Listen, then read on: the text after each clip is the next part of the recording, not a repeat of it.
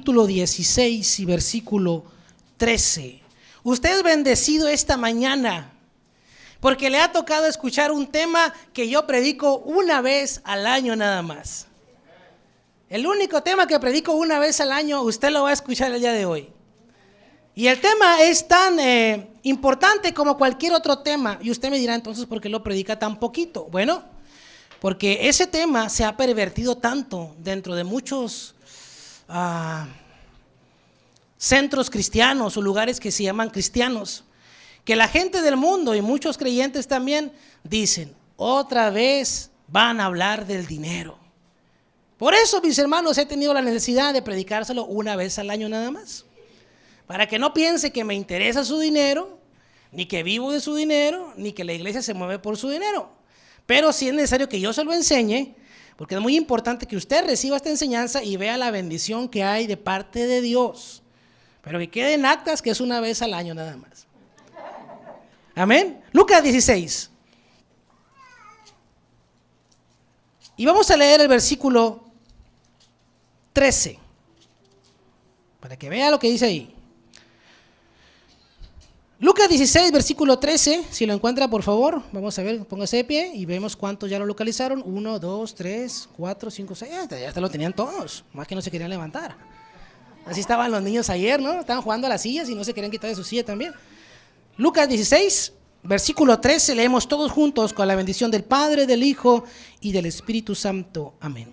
Ningún siervo puede servir a dos señores, porque o aborrecerá al uno y amará al otro, o estimará al uno y menospreciará al otro. No podéis servir a Dios y a las riquezas. Padre, te damos gracias en esta hermosa mañana. Yo me he gozado con mis hermanos, dándote alabanza de todo nuestro corazón, dándote gloria, dándote honra. Y te pido que tu palabra venga a edificar nuestra vida, Señor. Que sea de edificación y no de maldición.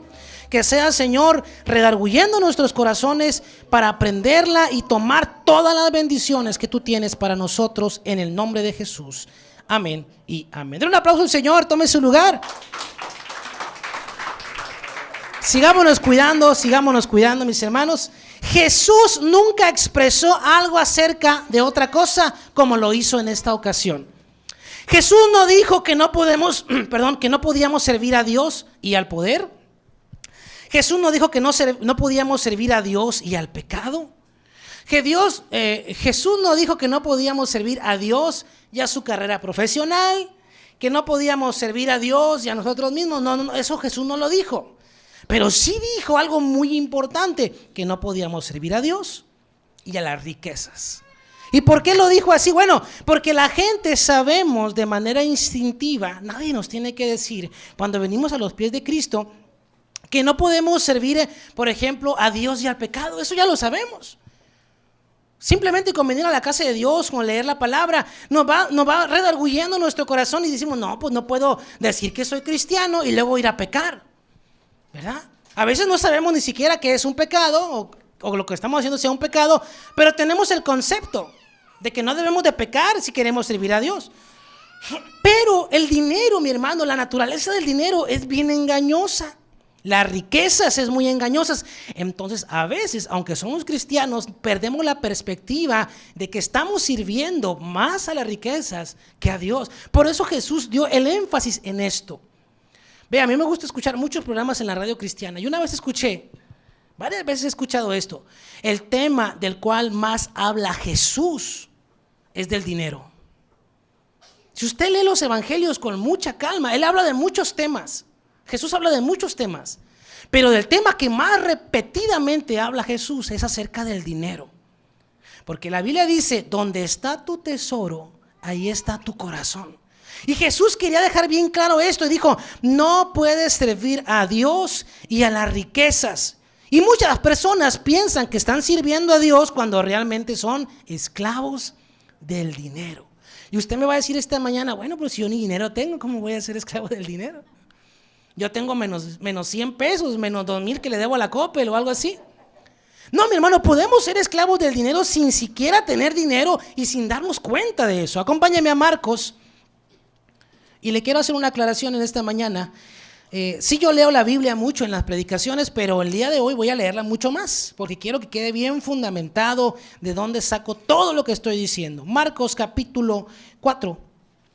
Que no digan, no, pues el pastor se lo sacó de la manga porque le interesa. No, no, no. La Biblia lo dice así. Marcos 18 dice así. Estos son los que fueron sembrados entre espinos, los que oyen la palabra, pero los afanes de este siglo, ¿y qué dice ahí? Y el engaño de las riquezas y las codicias de otras cosas entran y ahogan la palabra y se hace infructuosa. Este pasaje nos enseña, mis hermanos, que la palabra de Dios viene a todos los seres humanos. Es la parábola del sembrador.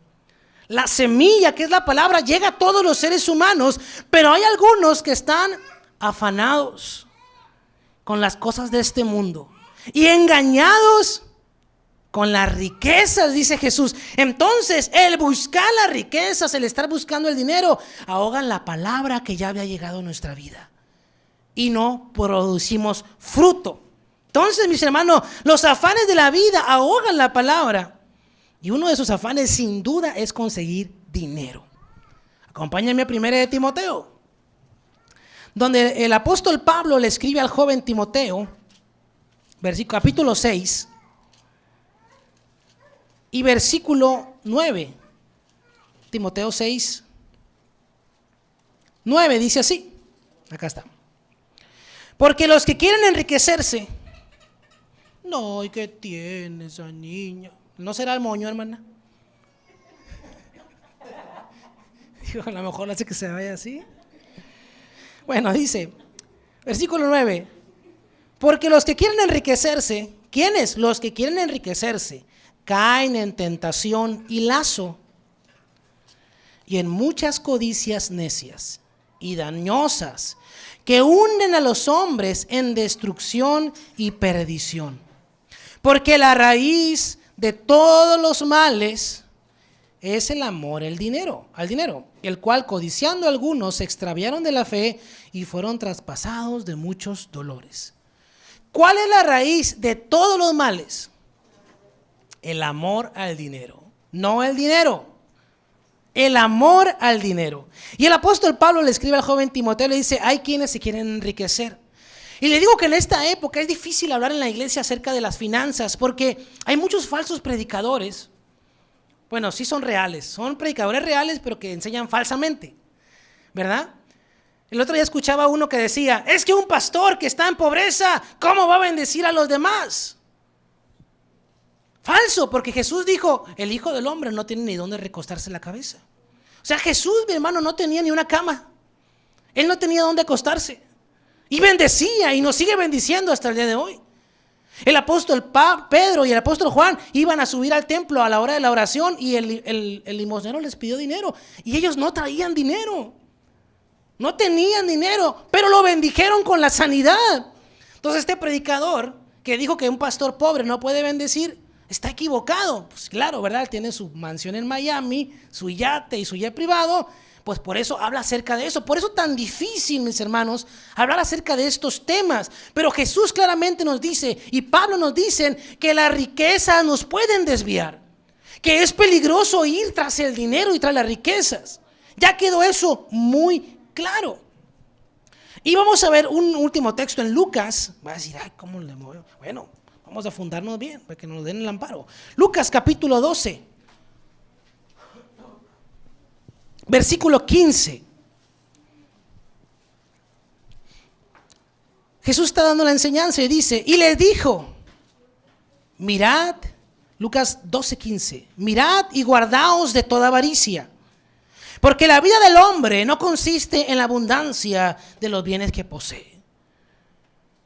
Jesús dijo, lo que ustedes tienen, las cosas que ustedes tienen, no les dan el valor. Guárdense de estar buscando cada vez más de manera avariciosa. Escuche, no le estoy diciendo que no se superen, que no trabaje duro, que no estudie. No, no le estoy diciendo eso. Lo que le estoy diciendo es que eso no sea su prioridad. Que no deje las cosas esenciales por buscar acerca del dinero y de las riquezas. Hay gente que no viene a la iglesia porque siempre está trabajando. Y no le digo que, es que me quedé tiempo extra y el pastor ya me está tirando piedra. No, nunca vienen a la iglesia, nunca. porque siempre están trabajando. Yo he hablado con ellos y me dicen, en una chancita que tenga, pastor, yo voy a la iglesia. ¿Cuándo se van a dar el tiempo? Hay gente que deja a su familia, toda la semana no los ven, porque siempre están en el trabajo. Y los hijos crecen, porque los hijos crecen rapidito. Mira, Caleb ya tiene 20 años. Cuando yo conocí a Oliver era un bebé y ya tiene 5 años. Los niños crecen, entonces los papás, las mamás se enfrascan en su trabajo y los niños crecen y nunca se dan cuenta y pierden la niñez de sus hijos. Es importante, mi hermano, que no pongamos el esmero en las riquezas. Ya quedó claro entonces que es peligroso, pero no vamos a decir, bueno, es que el dinero es muy peligroso, nunca lo voy a usar, ¿verdad? No vamos a hacer voto de pobreza como hacen los monjes y se van allá a las alturas de los cerros, de allá viven apartados y no quieren comer nada ni nada porque son pobres. No, eso no. Lo que le estoy diciendo es que así como todos los días nos subimos al carro y lo manejamos con precaución, a pesar de que miles de personas mueren todos los años en un accidente automovilístico, así tenemos que usar el dinero también, con sabiduría, con precaución. Y la palabra de Dios nos da la pauta de cómo podemos usar el dinero. Hay, mi hermano, tantos temas acerca de esto. Hay especialistas cristianos en finanzas. A mí me gusta escuchar al hermano Andrés Panasiuk, que siempre da una cápsula de 2 minutos y nos dice cómo invertir el dinero, cómo administrar las riquezas que Dios nos ha dado. Deuteronomio 8:18 es un texto que se cita mucho, donde dice, y eso lo voy a decir, que Dios nos da la fuerza para hacer las riquezas. Dice, Dios te da el poder para hacer las riquezas. Y Proverbios 10:3-4 nos dice, y eso sí se lo quiero leer, porque me encantó cuando lo leí en la versión, la palabra de Dios para hoy, pero aquí la tengo en la Valera. Dice, Proverbios 10:3-4, Jehová no dejará padecer hambre al justo. Proverbios 10:3-4. Jehová no dejará padecer hambre al justo. Escucha lo que dice la palabra de Dios. Que podemos tener mucha escasez. Podemos tener quizá apenitas para salir, pero Dios siempre a sus hijos les va a dar el pan que necesitan cada día. Va a decir, sí, pero me da muy poquito, ¿verdad? Pero me da una porción muy reducida. Bueno, a lo mejor usted como yo nos hace falta estar a dieta. O nos hace falta ayunar un poquito más. Pero Dios dice que no deja padecer. Y dice, no he visto justo desamparado, ni sus descendientes que mendiguen pan. Dios está al pendiente de lo que necesitamos. Y el versículo 4 de Proverbios 10 dice, la mano negligente empobrece. Y se va a encontrar un montón de proverbios que hablan acerca de esto. La mano negligente empobrece, mas la mano de los diligentes enriquece. Este es un principio bíblico. Es un principio bíblico que si dice que yo me levanto todos los días a trabajar y le pongo ganas, nunca va a faltar alimento en mi casa. Eso es lo que dice ahí. Pero si dice que yo no voy a trabajar y digo, no, es que Dios le mandó cuervos a Elías para que lo alimentaran y yo nada más me voy a dedicar a puro orar todos los días, dice, la mano negligente, ¿qué dice ahí? Empobrece. No podemos, mi hermano, estar dependiendo de que alguien nos dé, pobrecito, no trabaja. No, hay que echarle ganas. Que sea de nuestra parte lo justo. Escuche, el tiempo justo. Dice que hay tiempo para dormir y tiempo para despertar, tiempo para abrazar, tiempo para abstenerse de abrazar, tiempo para la guerra, tiempo para la paz. Yo le digo, hay tiempo para el trabajo y tiempo para descansar. Tiempo para la iglesia y tiempo para la familia. Muchos pastores no predican así. Y tienen actividades de lunes a domingo. Sí se escucha fuerte. De lunes a domingo tienen actividades. Entonces, ¿cuándo es que la hermanita, el hermanito va a estar en su casa con su familia? Y vemos historia tras historia de hijos de pastores que no quieren tener nada que ver con la iglesia porque su papá, su mamá nunca les hicieron caso. Nunca estuvieron con ellos, siempre estaban metidos en la iglesia. Cuando el primer y más grande ministerio que Dios nos ha dado es la familia. Escuche, este es el más grande ministerio que Dios le dio, su familia. Primero es Dios, es el número 1 en su casa, en su vida, Dios. Y después es su familia. Después de Dios sigue su cónyuge, después siguen sus hijos, Después sigue su trabajo. Así, en ese orden tenemos que ponerle prioridad. Si usted tiene un ministerio, bueno, entonces es Dios, su cónyuge, sus hijos, su ministerio y luego su trabajo. En ese orden. Pero no podemos decir, no, es que yo voy a hacer mi ministerio en la iglesia y abandonar mi casa, mis hijos, mi esposa. ¿Verdad? Y mucha gente desde que yo inicié el pastorado ha dicho, no, es que el pastor no le mete tiempo a la iglesia y esto y lo otro. Yo le invierto tiempo a mi familia. El tiempo de la iglesia se lo doy a la iglesia y se lo doy con ganas, porque yo sé hacer las cosas o me gusta hacerlas de manera profesional, lo mejor que yo pueda para Dios. Pero el tiempo de mi familia es el tiempo de mi familia. Yo quiero que mi hijo crezca y diga, mi papá jugó conmigo, mi papá estuvo conmigo, vio la tele conmigo, mi papá me regañó, pero estuvo ahí. Y que él ame a Dios porque él lo vaya a conocer, no porque yo se lo diga. ¿Y dónde va a conocer Dios, mi hijo? A través de mi vida, de mi testimonio, de mi casa. Y así, mi hermano, lo mismo es invertir el tiempo que le corresponde al tiempo del trabajo, al tiempo de buscar el dinero. La palabra nos muestra este principio. Ese es un principio bíblico, mis hermanos, que sí nos acerca a la verdadera prosperidad. Yo aquí he visto hermanos, hermanas que se empeñan en su trabajo y vienen a la iglesia de todas maneras. De hecho, hay una hermanita que estudia, trabaja, es mamá y viene y hace su ministerio y está aquí en la iglesia sin falta. Porque ella se propone hacer las cosas para Dios y hacer las cosas bien. Sí se puede, mis hermanos, pero hay que ser ordenados en lo que hacemos. Yo quiero hablarle en esta mañana de este tema porque en la radio que escuchaba yo en la semana, en la radio cristiana, me encontré con una situación que me llamó mucho la atención. Y él decía, el hermano decía, a los cristianos no hay que enseñarles a dar el diezmo, hay que enseñarles a dar. Y yo me quedé esperando qué más decía. Dijo, en promedio, los norteamericanos dan para la obra de Dios el 7% de sus ingresos. O sea, si un americano agarra $100, en promedio, da $7 a la iglesia. Pues qué bien, ¿no? $7 como sea, sirven para algo. Y el latinoamericano, de sus ingresos, en promedio, da a la obra de Dios el 0.5% de sus ingresos. Si usted agarra 100 pesos, en promedio le da 50 centavos a la obra de Dios. Y usted dice, pero ¿por qué los americanos siempre tienen tanto dinero? ¿Se imagina la diferencia? Aparte de que el dólar es 20 veces más caro que el peso. La diferencia está en el dar. Dios ha bendecido a nuestros vecinos del norte desde el momento en que lo fundaron, porque se fundaron sobre principios bíblicos.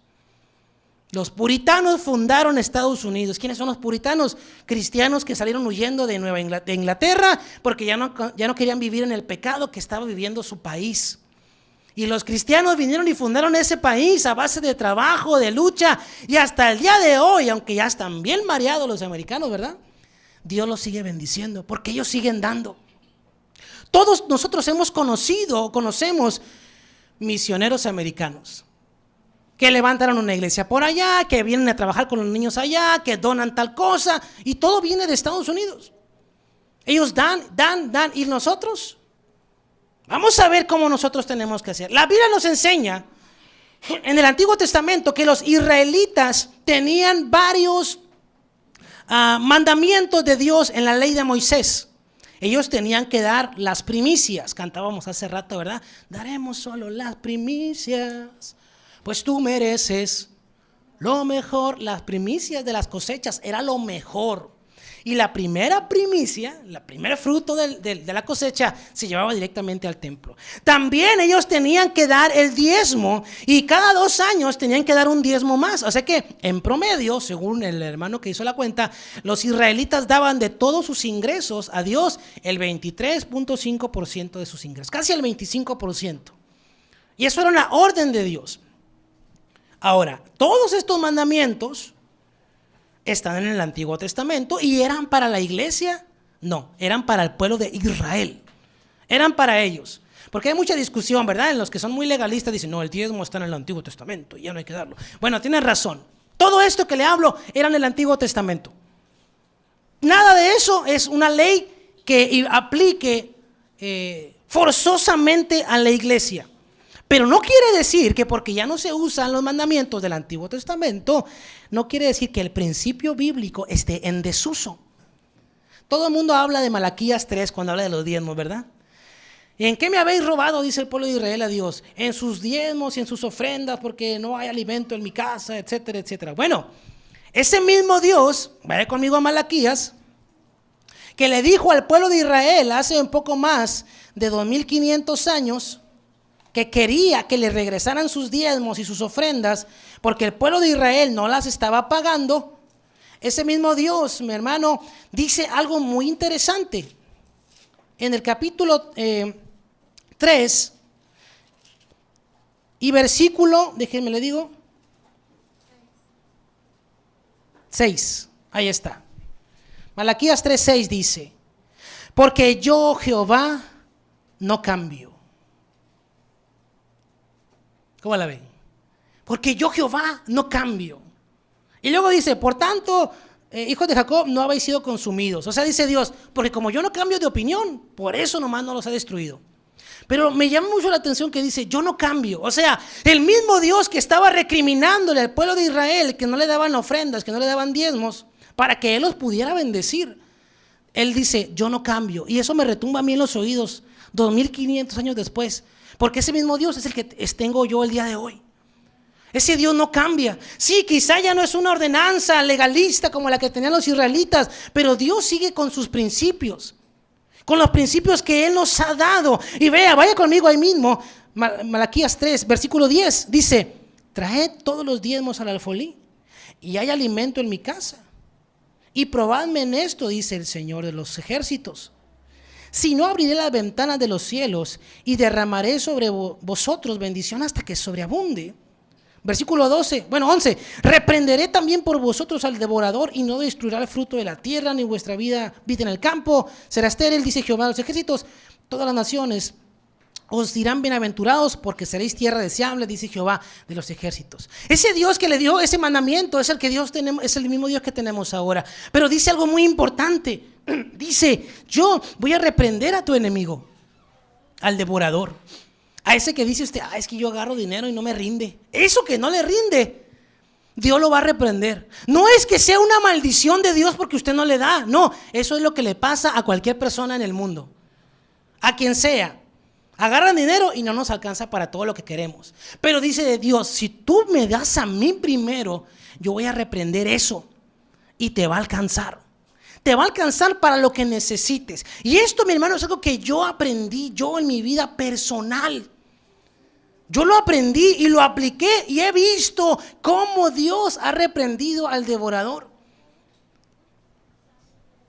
Y he vivido, mi hermano, con lo que necesito. Yo sí puedo decirle: nunca me he quedado sin comer, porque no hay en la casa, no. Dios siempre deja algo ahí para mí, aunque sea una sopa de vaso, pero allí hay. ¿Verdad que cómo me gustan a mí? De verdad, mi hermano, yo lo he hecho. Yo he invertido en Dios, en su obra, en su reino, y Él nunca, ni una sola vez, me ha dejado. Mire a Elías, mire lo desnutrido. De verdad, es algo que es real. Dios dice: yo quiero bendecirte, yo quiero darte, yo quiero reprender a tu enemigo, al que se lleva las finanzas. Y vaya conmigo a Lucas capítulo 14. Jesús le habla a sus discípulos, a todos aquellos que pretendemos ser sus discípulos. En el capítulo 14 de Lucas, versículo 33. Va a decir: no, pues el pastor quiere los diezmos, por eso está preguntando. No, olvídense, yo no vivo de sus diezmos, yo trabajo. Lucas capítulo 14, versículo 33 dice, acá está: así pues, cualquiera de vosotros que no renuncie a sus diezmos no puede ser mi discípulo. Así dice. A todo dijo, hermana. Porque el diezmo entendemos que es como el 10%, ¿verdad? ¿Qué dice ahí? Dice que sus discípulos tenemos que aprender a desprendernos. ¿De qué? De todo. De todo, mis hermanos. No dice que del 10. Dice que desde que venimos a los pies de Cristo le pertenecemos. Todo lo que tenemos es de Dios. No nomás el diezmo, no nomás las ofrendas, todo lo que usted tenga es de Dios cuando usted viene a Cristo, porque Él lo compró a usted. Y usted le pertenece con todo lo que usted tiene. Tiene una casa, la casa suya es de Dios. Tiene una esposa, tiene hijos, son de Dios. Tiene trabajo, bueno, es porque Dios quiere que usted trabaje. Y si no tiene es porque no quiere que trabaje por lo pronto. Le da vacaciones. Todo lo que tenemos y no tenemos es porque Dios así lo quiso. Entonces, mi hermano, diezmar, ofrendar, es simplemente la idea de que sí somos discípulos de Jesús. De que sí somos sus discípulos. Porque sí estamos dispuestos. Porque si no tengo la voluntad de dar el 10% a Dios, ¿cómo puedo decir que le entrego todo? ¿Cómo puedo cantarle, toma el trono de mi corazón? Ya lo hablábamos ayer, ¿verdad? En el estudio de los bautizos, que hay gente que le deja a Dios entrar a todas partes de su vida. Señor, tú está, toda mi casa es tuya, pero no te metas con mi cartera. Ahí ya no. La cartera la escondo aparte, dijo el peje, ¿verdad? Me voy a guardar la cartera. Hay gente que le da todas las áreas al Señor, menos la financiera. Inclusive hay personas que no se acercan a la iglesia por el área financiera. Es que en las iglesias siempre piden el diezmo, en las iglesias siempre piden cooperación. Yo por eso desde que soy pastor, una vez al año predico el diezmo y nunca pido cooperación. Es muy raro, mis hermanos. Ya de plano, cuando yo veo que yo no voy a alcanzar yo solo, es cuando le pido su ayuda. Pero los que tienen aquí bastante tiempo saben de lo que les estoy hablando. Y cuando pido cooperación es para nosotros mismos, para comprar la refrigeración, para etcétera, etcétera, ¿verdad? Cuando de plano yo sé que yo no voy a alcanzar a hacerlo es cuando yo lo hago. ¿Por qué? Porque no quiero que sea una piedra de tropiezo para su vida. El otro día dijo una persona, no importa que no venga a la iglesia, ¿verdad, pastor? Nomás con que traiga la ofrenda. Le dije, no, al revés, no importa que no traiga la ofrenda, pero que venga a la iglesia. Eso es lo más importante, eso es lo mejor. Yo no vivo de su ofrenda, yo no vivo de su diezmo, yo no vivo de su cooperación, no. Yo vivo de lo que yo hago para Dios. Y si usted viene a la iglesia y no tiene para ofrendar, no se preocupe, no deje de venir. Aquí no lo vamos a acosar con cooperaciones y con diezmos, yo nunca lo voy a avergonzar. Pregúntele a alguno de mis hermanos que me ayudan a servir si yo alguna vez les he pedido el diezmo para poder servir. Eso es algo que cada uno decide hacer o no hacer. Es como el bautizo, es un paso de obediencia. ¿Quieres hacerlo? Hazlo. ¿No lo quieres hacer? Ese es tu problema con Dios, no conmigo. Porque, mi hermano, el propósito de los diezmos, según Deuteronomio 14:23, es que aprendamos a poner a Dios en primer lugar en nuestras vidas. Es decir, Dios no necesita mi dinero. El pastor no necesita su dinero. Dios solo dice que diezmar demuestra que Él está en primer lugar de mi vida. Eso es todo. Y aquí hay un ejemplo que me gustó, por eso lo puse. Si usted tiene una posesión que Dios le dijo que regalara, por ejemplo, usted tiene un carro, ¿no? Una camioneta, y Dios le dice, da la camioneta para la iglesia. Y usted dice, no, ¿cómo voy a regalar mi camioneta? Pues tanto que me costó. Dice, entonces usted no posee la camioneta, usted no es el dueño de la camioneta. La camioneta es el dueño de usted, porque usted no se puede deshacer de ella. Usted y yo requerimos la perspectiva apropiada según la Biblia. Entonces, cuando yo diezmo, cuando yo ofrendo, no es que yo le estoy dando a Dios el 10%. No es la limosnita, ¿verdad?, que dan en la otra iglesia. No, pues pásenle ¿cómo le llaman? El plato de las limosnas. No, aquí no le estamos dando limosnas a Dios. Le estamos dando una ofrenda. Pero cuando yo hago eso, no es que yo le estoy dando dinero a Dios, sino que Dios dice, ¿cuánto ganaste esta semana, mijo? No, pues tanto, Dios. Bueno, todo es mío. Pero nada más dame el 10% y te puedes quedar con lo demás. Ese es Dios. Es generoso Dios.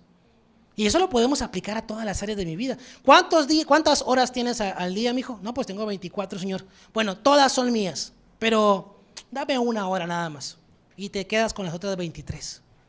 Ese es Dios, dándonos a nosotros más, cuando a veces pensamos que somos los que nosotros le damos a Él. Entonces, ¿puedo dar mis diezmos, mi hermano, pensando que yo doy? ¿O puedo dar el diezmo pensando que realmente Dios me permite quedarme con el 90%? Es una perspectiva que tenemos que tener. Yo era como muchos, ¿verdad? Yo no fui enseñado así forzosamente a dar el diezmo. Mi esposa está ahí, ella sabe. Y batallé en un principio. Cuando yo empecé, fue porque un pastor, yo tenía Tijuana, me jaló de las orejas y me dijo enfrente de todo el grupo: si no diezmas la próxima semana, no te subes a tocar.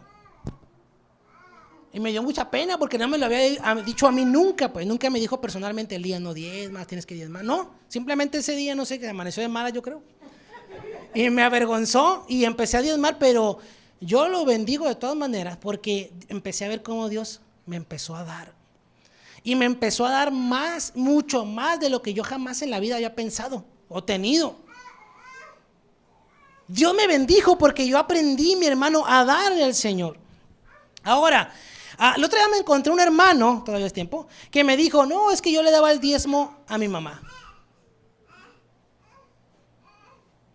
Yo bendigo a mi mamá con el diezmo. La pregunta es: ¿puedo dar mi diezmo a mis papás? ¿O puedo dar mi diezmo en otro lugar para bendecir a los demás? Vaya conmigo a Marcos, capítulo 10. Vamos a ver qué dijo Jesús acerca de esto. Y todo está aquí, por eso lo estoy diciendo, para que vea que no me lo inventé yo. Marcos capítulo 10, y voy a leer 3 versículos o 4, desde el 7. Marcos 10, 7. Dice: por esto dejará el hombre a su padre y a su madre, y se unirá a su mujer, y los dos serán, déjeme ver si estoy leyendo bien, ¿dónde estoy? Sí, una sola carne, así que ya no son 2 más 2, sino uno. Por tanto, lo que Dios juntó, no, esto no es. Sí, es lo del divorcio. A ver, déjeme ver. Qué raro, ayer la hice. Bueno, luego le voy a pasar el pasaje. Jesús cuenta en esta historia que yo quería leerle. Jesús reprende, regaña a los fariseos porque le dicen: ustedes invalidan un mandamiento de Dios. ¿Cuál mandamiento de Dios? Ustedes le dicen a las personas: honra a tu padre y a tu madre. ¿Verdad que sí dice la Biblia? Entonces, la mamá le dice al hijo: oye, hijo, pues honra a tu padre y a tu madre, ¿no? Y el hijo le dice: mamá, lo que yo tenía para darte, se lo di en la ofrenda. Jesús le llama corbán, es una palabra que usaban los judíos. Es como hacer una catafixia. En vez de darte a ti, mamá, voy a darlo en la iglesia. Y ya, pues ya me quedé sin nada para darte. Y Jesús dijo: no es así, no puedes invalidar un mandamiento de Dios con algo que ustedes inventaron, como eso del corbán. No puedes cambiar o intercambiar. Tienes que bendecir a tus padres y tienes que bendecir también la obra de Dios. Entonces, si Jesús directamente dice: no puedes hacer ese cambio de aquí para allá, quiere decir que tampoco lo puedo hacer de allá para acá, ¿verdad? Por lógica, no puedo decir: esto de la iglesia, esto del diezmo, esto de la ofrenda, se lo voy a dar a alguien más. No lo podemos hacer. Tenemos que aprender a administrarnos de tal manera que haya para todo. Poquito, pero para todo alcanza, mis hermanos, si somos muy buenos administradores. ¿Dónde me quedé? Dice: pero ¿por qué el diezmo se lo queda al pastor? Bueno, 1 Corintios, vamos a ver qué dice el apóstol Pablo. El apóstol Pablo le escribe una carta a Corintios, capítulo 9. De hecho, le escribe 2 cartas. La iglesia en Corinto era una iglesia que tenía dinero. Era así como si pusiéramos una iglesia en San Pedro residencial y toda la gente que iba a esa iglesia tenía con qué. Pero lamentablemente Pablo tuvo que escribirles porque eran bien codos. Capítulo 9, 1 Corintios. Vamos a leer desde el versículo 4. ¿Acaso no tenemos derecho de comer y beber? ¿No tenemos derecho de traer con nosotros a una hermana por mujer, como también los otros apóstoles y los hermanos del Señor y Cefas? ¿O solo yo y Bernabé no tenemos derecho de no trabajar? Hasta ahí. Fíjese, los otros apóstoles, Pedro, Juan, todos ellos no trabajaban en lo secular. Ellos se dedicaban únicamente a predicar. Y Pablo le está escribiendo a la iglesia en Corinto y dice: a ver, todos tienen derecho de no trabajar, menos yo y mi amigo Bernabé. Nosotros sí tenemos que trabajar. Sigamos leyendo. ¿quién fue jamás soldado a sus propias expensas? O sea, ¿quién se enlistó en el ejército y tuvo que comprar su uniforme, tuvo que comprar su fusil, tuvo que comprar sus botas? Dice, ¿quién? ¿Quién planta una viña y no come de su fruto? ¿Quién apacienta el rebaño y no toma la leche del rebaño? Digo esto solo como hombre, ¿no lo dice también la ley? Porque en la ley de Moisés está escrito, no podrás bozar al buey que trilla. ¿Tiene Dios cuidado de los bueyes? ¿O lo dice enteramente por nosotros? Pues por nosotros escribió. Porque con esperanza debe arar el que ara, y el que trilla con esperanza debe recibir del fruto. Si nosotros sembramos entre nosotros lo espiritual, es gran cosa si segáremos de vosotros lo material. Vea lo que le está diciendo el apóstol Pablo a la iglesia en Corinto. A ver. Si yo me dedico a predicarles el evangelio en lo espiritual, estoy haciendo un trabajo, ¿a poco es mucho que ustedes me den lo material? El apóstol Pablo habla bien fuerte y bien claro a la iglesia de Corintios y le sigue diciendo, 12, si otros participan de este derecho sobre vosotros, ¿cuánto más nosotros? Pero no hemos usado de este derecho, sino que lo soportamos todo por no poner ningún obstáculo al evangelio de Cristo. Y yo me uno en ese texto.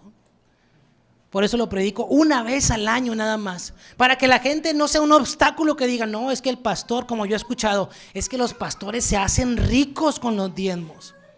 Sí hay pastores que se hacen ricos con los diezmos, sí es cierto, pero son malos pastores, son extorsionadores, son falsos maestros, se hacen ricos. Yo conozco muchos pastores, yo puedo decirle que conozco a cientos de pastores y todos ellos trabajan. Tienen su iglesia, pero trabajan. Conozco a pastores que son albañiles, conozco a pastores que son carpinteros, conozco a pastores que son mecánicos, conozco a pastores que son dentistas, que son maestros, conozco a pastores de todo tipo, todos ellos trabajan. No me acuerdo haber conocido a un pastor que no tuviera su trabajo aparte. ¿Por qué, mis hermanos? En la iglesia hay que invertirle dinero. Me dijo una vez una persona, yo le dije, ay, ¿sabes que tengo ganas de poner una tortillería en Paraje de Puebla? Porque no hay tortillerías. No había tortillerías. ¿Pero no tienes una iglesia? Sí, pues ya tienes un negocio. No, le digo, a la iglesia hay que invertirle. De la iglesia no se saca. O sea, yo no puedo decir, voy a vivir de la iglesia. No puedo decir eso. A la iglesia tengo que invertirle dinero de mi bolsa. No es un negocio y mucha gente piensa eso. ¿Por qué? Porque hay malas prácticas de pastores. Hola. Que hacen que mucha gente diga eso. Cristianos y no cristianos.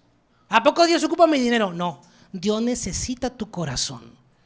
Y donde tienes tu corazón, ahí es donde se va a saber dónde inviertes tu tiempo, tu esfuerzo, tu dinero, todo. En donde tienes tu corazón, ahí está tu tesoro, dijo Jesús. ¿Dónde me quedé? En 1 Corintios, ¿verdad? Y dice, versículo 13.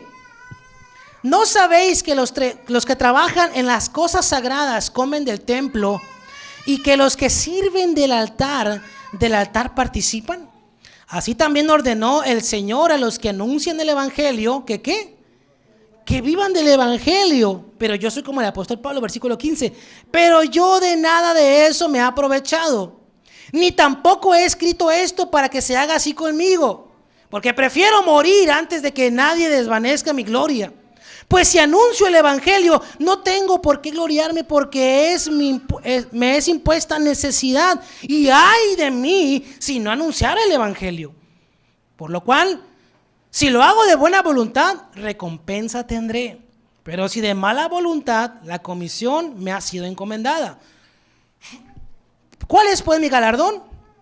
Que predicando el evangelio presente gratuitamente el evangelio de Cristo para no abusar de mi derecho con el evangelio, por lo cual siendo libre de todos, me he hecho esclavo de todos para ganar a mayor número. Dice el apóstol Pablo, yo no predico para que me paguen una ofrenda. Yo no cobro cuotas. No, si yo lo hago de buena gana, Dios me va a bendecir. Bueno, entonces, ¿para qué tanta prédica del evangelio, del diezmo y de las ofrendas? ¿Sabe para qué? Le voy a decir una cosa, para que Dios lo bendiga a usted. Porque si yo como pastor no le enseño esto por miedo a que usted piense mal de mí, yo le estoy robando su bendición.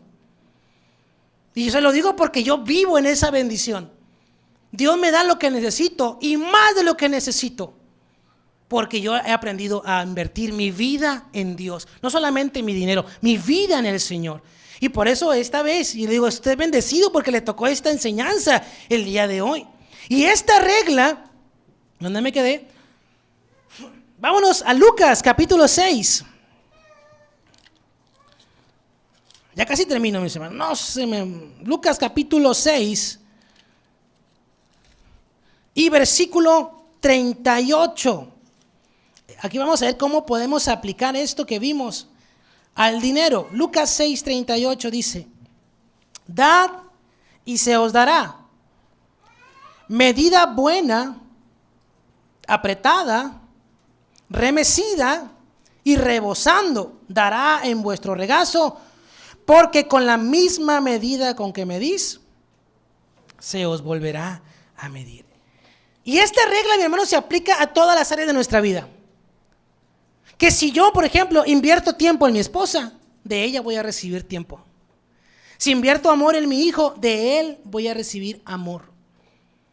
Y eso es algo que tenemos que saber. Porque muchos papás y mamás dicen, ay, ¿por qué mi hijo me tratará así? ¿Por qué mi hijo me hablará así? Bueno, porque quizá cuando él era más pequeño, usted invirtió eso en él. Usted le hablaba así, usted lo ignoraba así. ¿Verdad? Porque lo mismo que yo hago, dice la Biblia, lo que yo siembro, eso voy a cosechar. Es una regla bien básica. Si usted invierte, por ejemplo, su tiempo en estudiar, invierte su dinero y su tiempo en estudiar, usted va a recibir una recompensa de eso. Si usted invierte su tiempo en los vicios, ¿verdad? En la ociosidad, usted con el pasar del tiempo va a recibir su recompensa de eso. Sean cosas buenas o sean cosas malas, pero vamos a recibir justo lo que nosotros dimos en nuestro momento. Es una regla que la palabra de Dios nos enseña. Ya estábamos en 2 de Corintios. Vámonos a 2 de Corintios otra vez. Estábamos en primera, ahora segunda. Ya metí segunda, hermano, ya casi. 2 de Corintios capítulo 9. Otra vez Pablo regañando a la iglesia de Corintios. Santo Dios, pobres corintios, los traía juidos. Capítulo 9, versículo 6. Por eso digo, el que siembra escasamente, también segará escasamente.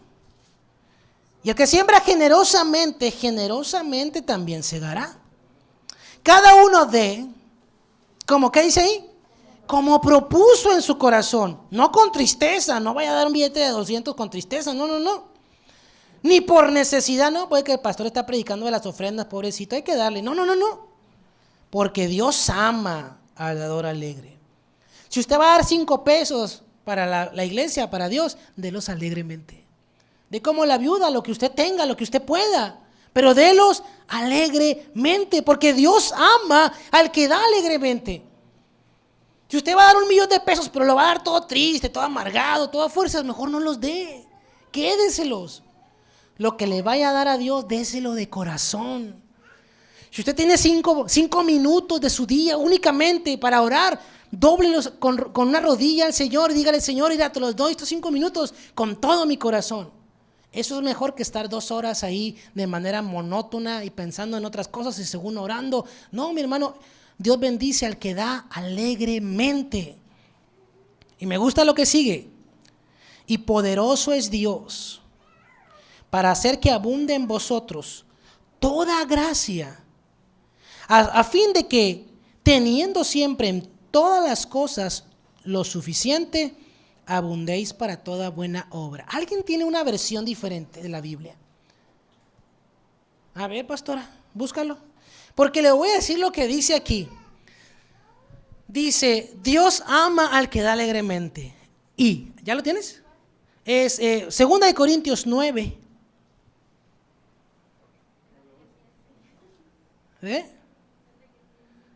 Es que yo lo leí en la Nueva Traducción Viviente, en la NBI, en la Palabra de Dios para Todos, y está súper clarísimo. Ya. ¿No piensa? 2 de Corintios 9, y léeme el versículo 8, despacito porque lo voy repitiendo en el micrófono.